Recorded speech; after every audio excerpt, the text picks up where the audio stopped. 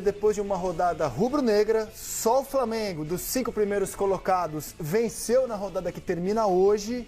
A gente abre a seleção para falar do Flamengo abrindo vantagem, do Vasco conseguindo subir, do Grêmio conseguindo subir, Fluminense estreando bem com o Zubeldia, somando 3 pontos contra o Botafogo e tudo aquilo que a mesa de hoje quiser debater com Rodrigo Coutinho, Renata Mendonça e Caio Ribeiro, que finalmente vem ao seleção depois de um longo e tenebroso inverno. Quando eu sou convidado. É. Eu sou assim, eu sou um cara educado. Bem-vindo, seu Caio Ribeiro. Prazer estar com vocês. E vou até pegar uma carona, porque acho que a rodada tem muita coisa legal para falar, mas da sua abertura. E respondendo bem objetivamente, qual é a grande diferença entre Corinthians e Flamengo, as duas maiores torcidas do país? Gestão. É a maneira como você se organiza fora de campo, é você ter alternativas de receitas, é você atacar o mercado e ter 2 jogadores para cada posição, é você ter estabilidade e blindar o campo de uma maneira que você consiga ter harmonia no seu ambiente de trabalho. Tudo aquilo que o Flamengo conseguiu de 6 anos para cá, que o Palmeiras também conseguiu de 6 anos para cá e que o Corinthians está a cada semana enterrado em polêmica, em transfer ban, e aí isso acaba cobrando um preço dentro de campo também. O Corinthians que ontem não tinha qualidade para tirar do banco, né? Com exceção do Vitinho, todas as alterações pioram o time do Corinthians, alterações feitas por necessidade. Ele deve hoje 80 milhões de reais para o Matias Rojas, que mal jogou no clube, e para o Félix Torres, que mal joga, porque toda vez que jogava prejudicava o time. Então, assim, não tinha qualidade no banco e tem essa conta para pagar aí de 80 milhões de reais só para esses 2 jogadores, né? Sem contar a dívida total do clube. E a gente pode até debater o jogo de ontem, vamos, né? Tem muito que falar do jogo de ontem. Mas falar só do jogo de ontem é fechar os olhos para um grande cenário que mostra o Flamengo de 19 para cá dominando completamente o confronto Flamengo e Corinthians. Renata, boa tarde a você, bem-vinda ao Seleção. Tudo bem, Rizek? Boa tarde para você, para o Caio, para o Coutinho, todo mundo que está nos acompanhando. Olha, eu acho que, primeiro, a palavra que o Caio mencionou é a chave, né? É gestão, isso é fato e é notório. E se você olha para um time com potencial, né, de gerar a mesma quantidade de receita, de ter o mesmo nível de investimento, seria o Corinthians pelo tamanho da torcida, né? Porque além da boa gestão no Flamengo, o Flamengo conta com algo gigantesco, que é ter muitos torcedores. Isso faz com que tenha muita audiência, isso faz com que venda muitos produtos, isso faz com que a marca Flamengo seja muito atrativa para se vender, para você gerar dinheiro. O Flamengo, com uma boa gestão, consegue aproveitar todo o potencial de ter a maior torcida do Brasil hoje, né? Até nem 10 anos atrás, 10 anos atrás, 16 para cá, depois da gestão do Bandeira de Melo, até 10 anos atrás não aproveitava em nada. Inclusive estava devendo em muita coisa e é isso, uma boa gestão, colocou o clube nos trilhos. No caso do Corinthians, o potencial é gigantesco, porque tem a segunda maior torcida do Brasil, porque tem uma marca que poderia vender tanto quanto ou algo muito parecido, gerar muito dinheiro, se tivesse uma boa gestão. Bom, as gestões do Corinthians que a gente viu, né, já tinha sido ruim com o Duílio.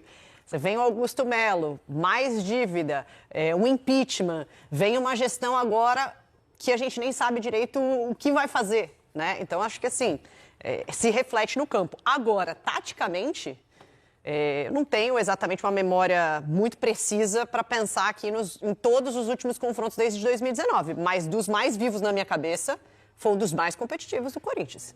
Teve a final da Copa do Brasil, né, em 2022.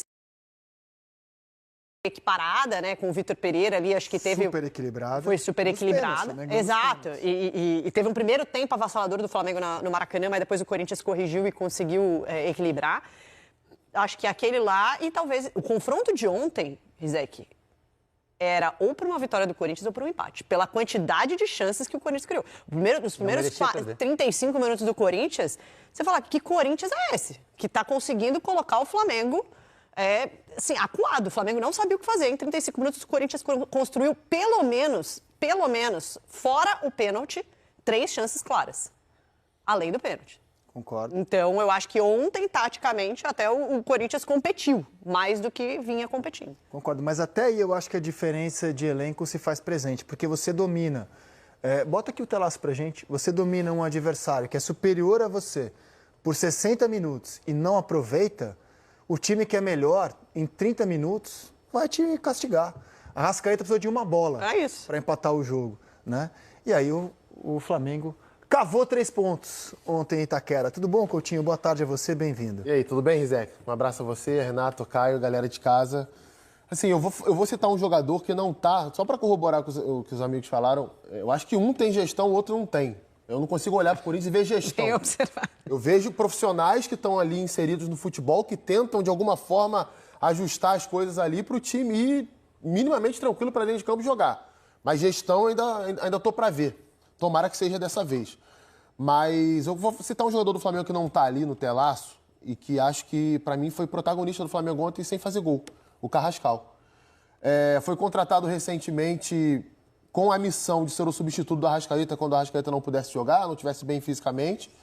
E ontem ficou comprovado que ele pode jogar junto com o Arrascaeta, né? Ontem ele jogou pelo lado direito do campo, né? Partindo da direita, ele não é um ponta, ele é um meia. Partindo da direita para dentro, o Flamengo tem essa formatação dentro do seu esquema, né? Geralmente quem joga ali faz esse movimento. Gerson fazia isso, Luiz Araújo faz, Plata faz quando atuam por ali. Ele fez isso, apesar de não ser um jogador canhoto, mas fez muito bem, né? Conseguiu se associar com a Arrascaeta nos momentos em que o Flamengo melhorou no jogo. Foi fundamental para mim, puxando marcação, descobrindo espaços, dando assistência para finalização, não só para o gol. Então acho que vale muito ficar de olho, porque é uma vaga no time do Flamengo que ela fica sempre meio em aberto ali. A gente escalar o time titular do Flamengo. Qual é o ponta direita? É o Plata? É o Luiz Araújo? Pode ser o Carrascal, dependendo do jogo, dependendo da semana, do adversário. Ontem ele deu uma prova disso para mim. Posso pegar uma caroninha? Só Não. Não, a Renata falou um negócio muito legal. E ontem realmente o Corinthians competiu. Ontem o Corinthians, principalmente no primeiro tempo, ele teve chances claras para ganhar o jogo, para definir o confronto. Só que eu acho que esse é o charme do futebol brasileiro. Quando você fala em um jogo, em um clássico, em campeonatos de mata-mata, as equipes são tão grandes, as camisas são tão pesadas, por mais que você analise o macro, por mais que você analise elenco, gestão e tudo isso que a gente está falando, ele te apronta as surpresas. O Vasco não ganhava em casa, estava com dificuldade, foi lá e ganhou do Cruzeiro. E acho que a gente já pode definir Cruzeiro, Palmeiras e Flamengo como postulantes reais ao título. Pelo menos na minha visão, acho que mais ninguém entra nessa faz briga. Faz tempo, né? Você tá... Não, desde a minha última participação. Desde a minha última vinda aqui, que já faz algum tempo. Aí você tem um Bahia que não ganhava há muito tempo jogos grandes, principalmente em mata-mata, e bate no Palmeiras. Você tem um Vasco que bate no Cruzeiro. A questão é que Flamengo e Palmeiras entenderam que para disputar e ser protagonista em todas as competições de uma temporada tão extenuante como a gente tem aqui no Brasil, você precisa de 2 jogadores para cada posição. E o Flamengo e o Palmeiras têm isso graças ao poderio. Você está assistindo o jogo do Corinthians e do Flamengo? Poderio financeiro gerado por eles, não é um dinheiro estranho ao futebol, é dinheiro gerado por eles, por méritos, premiação, torcida, boa gestão, grandeza. E aí você está assistindo, e eu estava falando com um amigo meu corintiano no telefone, assistindo o jogo, eu falei, já o Arrascaeta vai achar uma bola e vai ganhar o jogo. Porque você sabe que se você não mata o Flamengo na hora que você tem a oportunidade, em 3 ou 4 trocas, muda completamente o panorama. E aí vem aquilo que você falou. Poxa, o Dorival olha para o banco, ele só tem moleque, ele tem jogadores medianos, ele tem um poder de investimento muito menor. Vai ter queda na intensidade, na qualidade, você vai perder rendimento na hora que você ir para as alterações. O Flamengo é o contrário. O Flamengo melhora o time. E eu acho que tem muito a ver com energia. Ontem era um Flamengo cansado emocionalmente, fisicamente, pelo jogo de Libertadores, mas que nas trocas ganhou o jogo. Por quê? Perfeito. Porque individualmente tem jogadores muito acima da média. Perfeito. Antes de rodar os melhores momentos e mostrar as alterações, como elas impactaram no jogo, vou pegar a sua ousadia de colocar os 3 candidatos ao título e acrescentar uma. Bota a classificação do Campeonato Brasileiro pra gente, por favor, diretor. Se o Flamengo derrotar, o próximo jogo do Flamengo é o Cruzeiro. Se o Flamengo derrotar o Cruzeiro nessa quinta-feira, em casa, no Maracanã, ele vai abrir 7 pontos para o segundo colocado, tendo um jogo a menos. Aí, amigo, esse jogo a menos é Flamengo e Sport na Ilha do Retiro. Aí, amigo, eu acho que o campeonato do Cruzeiro, pensando em título, fica sepultado. Se o Flamengo abre 7 pontos com um jogo a menos e tendo já eliminado o confronto direto, eu acho que a gente vai poder depois falar do campeonato polarizado. Mas até quinta-feira tem chão. Vamos falar do jogo de ontem, que começa com o Corinthians dominando a partida, né? O primeiro tempo é de um domínio Que fazia tempo que você não via algum time imprimir ao Flamengo. Perfeito. E do próprio Corinthians, que não consegue ganhar em Itaquera desde maio. Que também não imprime esse domínio Exato. em cima de quase ninguém também. O pênalti, inclusive, acontece fruto desse domínio, né? O Corinthians estava lá atacando, o Yuri Alberto chuta na trave e acontece o pênalti, né? No Bidon. E aí o Yuri Alberto faz isso daí, que a gente vai debater depois com calma, porque é um lance à parte, né? É uma discussão à parte.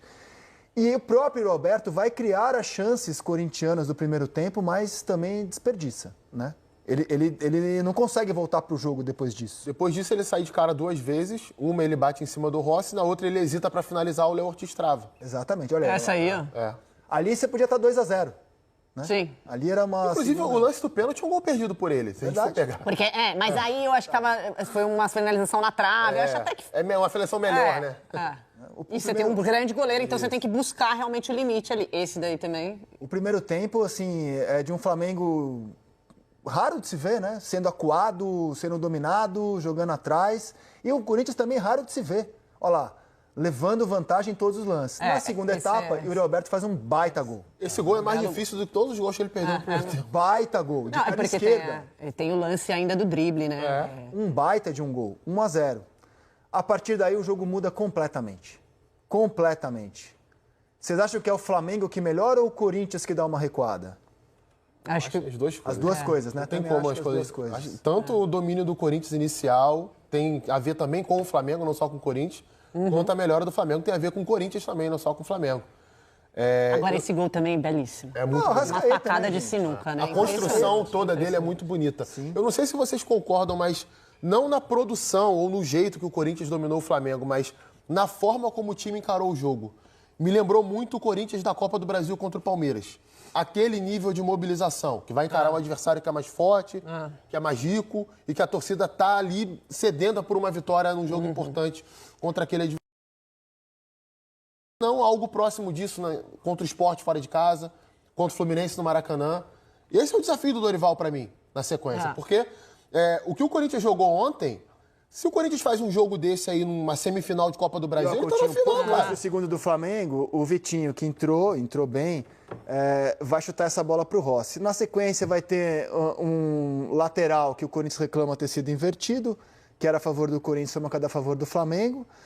O Flamengo bate rápido, né, que aliás é o que deve ser feito mesmo, né, o Corinthians não tem que ficar reclamando, aproveita a chance o Flamengo e castiga o Corinthians com o jogador que saiu do banco para decidir a partida, né, o Luiz Araújo. E a entrada, a movimentação da Arrascaeta, ela prende 2 defensores do Corinthians. Então, o Luiz Araújo tem muito mérito na finalização, mas ele estava com espaço ali para finalizar. Agora, eu acho que o domínio do Corinthians na primeira etapa foi muito impressionante, porque o Flamengo tem como característica essa pressão na saída de bola, né? Essa pressão alta, muito bem executada. E estava muito mal executada ontem. E eu acho que o Carrascal, apesar de ter feito uma boa partida, ontem ele, Bruno Henrique, falharam demais nessa pressão. E o Arrascaeta também. E o Arrascaeta Os também, três eram exatamente. pela primeira pressão. E o Corinthians, Zizek, ele tem muito a característica de sair jogando pelo lado esquerdo. Pode observar. O Corinthians sai jogando pelo lado esquerdo. Usa o Gustavo Henrique, usa o Matheus Bidu, e usa todos os jogadores Ranieri por ali. como zagueiro por ali. Tanto é que o Sport anula o Corinthians, marcando a saída de bola do Corinthians no lado esquerdo. O Corinthians não conseguiu sair jogando e aí o Sport dominou o jogo. Ontem, mesma estratégia, o Corinthians tentando sair jogando pela esquerda. O Flamengo subia a marcação, mas não pressionava direito, sempre sobrava alguém. E aí alguém com espaço, você sem pressão na bola, você precisa defender correndo para trás. E a zaga demorava para correr para trás. Sendo assim, sempre essa triangulação pela esquerda acontecia e alguém saía na cara do gol em situação legal. Né, que foi o Yuri Alberto, assim, inúmeras situações, assim, parecia reprise o tempo inteiro. Às vezes o Corinthians saía pela esquerda, invertia a jogada para terminar pelo lado direito, mas assim, a trama de construção da jogada estava sempre pelo lado esquerdo, mal marcada pelo Flamengo, e o Corinthians teve 5 oportunidades, assim, mas na cara. E aí o que o Caio falou é assim, você não pode perder 5 oportunidades na cara contra ninguém, mas contra um Flamengo, amigo, é o líder do campeonato. Se você não faz de todas essas chances claríssimas que você criou, esquece. Então, para mim, ontem, a derrota, o empate do jogo de ontem para o Corinthians já seria uma derrota. pelo que ele conseguiu fazer. Cara, a derrota ela é como se valesse 6 pontos na tabela para o adversário, porque não dá para você produzir essa quantidade de chances contra o melhor time do campeonato e não fazer gol. Não dá. E aí, enfim, acho que o pênalti, ele é um fator decisivo, porque se o Corinthians já estava se impondo. Se o Corinthians faz 1-0 ali, a tendência é ele crescer com a arquibancada, o Flamengo, que estava ainda perdido, demorar para se reencontrar e poderia, de repente, ampliar o marcador. Quando ele perde esse pênalti, ele dá toda a moral pro Flamengo. Tipo assim, ó, estamos dando uma chance aqui, se recuperem. Estádio, né? O estádio deu uma murchada, assim, você sentiu o estádio meio incrédulo, murchando com aquela cavadinha, que foi ridícula. A gente vai debater depois com calma a cavadinha, né? Eu até fiquei perguntando, o que o Dorival faz? Perguntei na transmissão do Premier. Ele tira o Yuri Alberto no intervalo, colocando um jogador pior, ou ele volta para o segundo tempo? A resposta foi voltar com o Yuri Alberto, e aí ele faz um belíssimo gol.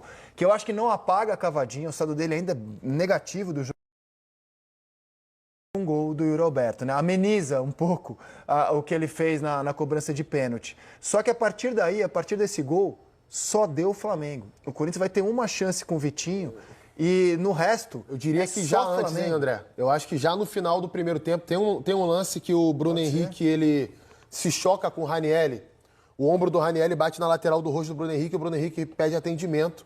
O Felipe Luiz chama o Saul. Para ajustar justamente isso que a Renata está citando da pressão do Flamengo. Depois desse lance, o Corinthians não consegue sair mais. O Corinthians começa a sair com bola longa, o Flamengo domina a bola longa e vai jogar.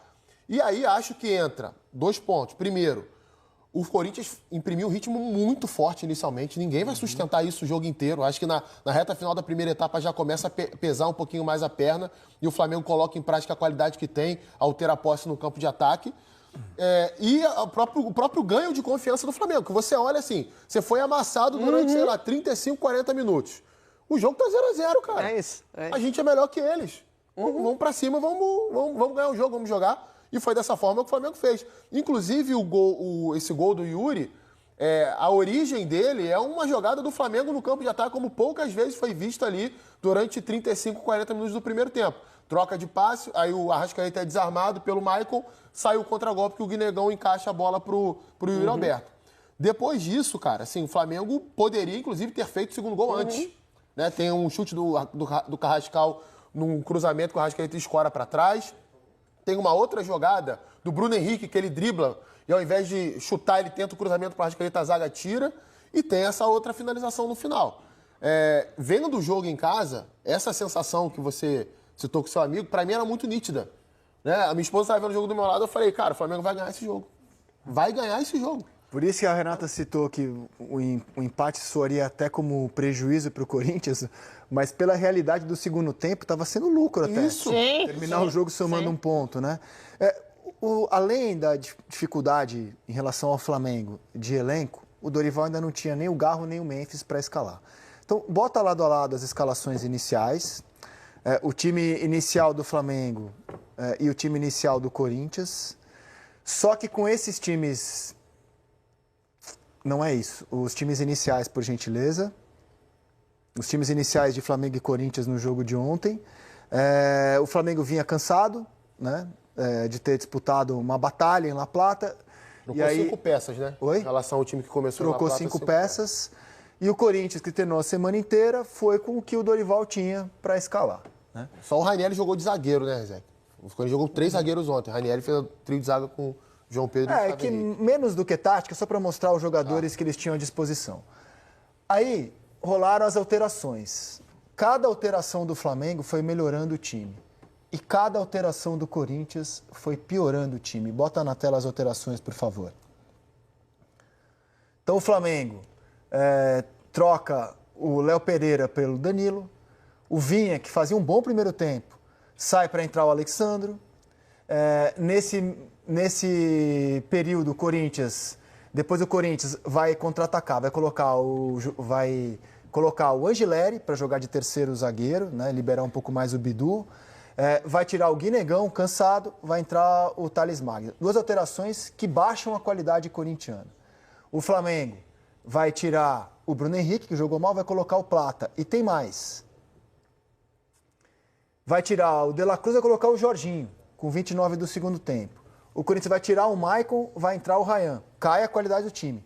O Corinthians precisando reter a bola. Cai a qualidade do time. Vai tirar o Tioca, que era o melhor zagueiro do Corinthians no jogo, cansado, morto. Vai entrar o Kaká. Cai a qualidade do time. Vai tirar o Breno Bidon, vai colocar o Vitinho. Aí eu acho que é o pecado do Dorival. Porque já vendo o Flamengo dominar o jogo e precisando reter a bola, para mim o Vitinho era o primeiro a entrar e acabou sendo o último.